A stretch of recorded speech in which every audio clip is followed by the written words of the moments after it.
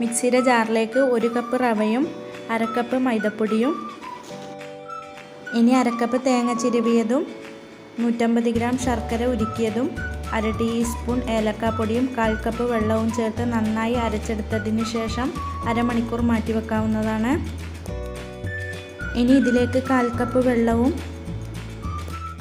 ഇനി ഇതിലേക്ക് 1/2 teaspoon baking സോഡയും അല്പം ഉപ്പും നെയ്യിൽ വറുത്തെടുത്ത അണ്ടിപ്പരിപ്പും 1/2 ടീസ്പൂൺ ചെറിയ ജീരകവും ചേർത്ത് നന്നായി മിക്സാക്കി എടുക്കാവുന്നതാണ്. ഇനി ഒരു പാൻ ചൂടായി അതിലേക്ക് അല്പം നെയ്യ് തടവി കൊടുത്ത് ഈ മിക്സ് ഒഴിച്ചു കൊടുത്ത് ലോ ഫ്ലെയിമിൽ അടച്ചു വെച്ച് വേവിച്ചെടുക്കാവുന്നതാണ്. ഇനി ഇതൊരു സൈഡ് റെഡിയായി വന്നാൽ മറിച്ചിട്ടും ഒന്ന് മൊരിയിപ്പിച്ചെടുത്താൽ നല്ല ടേസ്റ്റി ആയിട്ടുള്ളൊരു സ്നാക്ക് ഇവിടെ റെഡിയായ. എല്ലാവരും ട്രൈ ചെയ്യാനും ലൈക്ക് ചെയ്യാനും കമൻറ്റ് ചെയ്യാനും സബ്സ്ക്രൈബ് ചെയ്യാനും മറക്കരുതേ. Thank you for watching.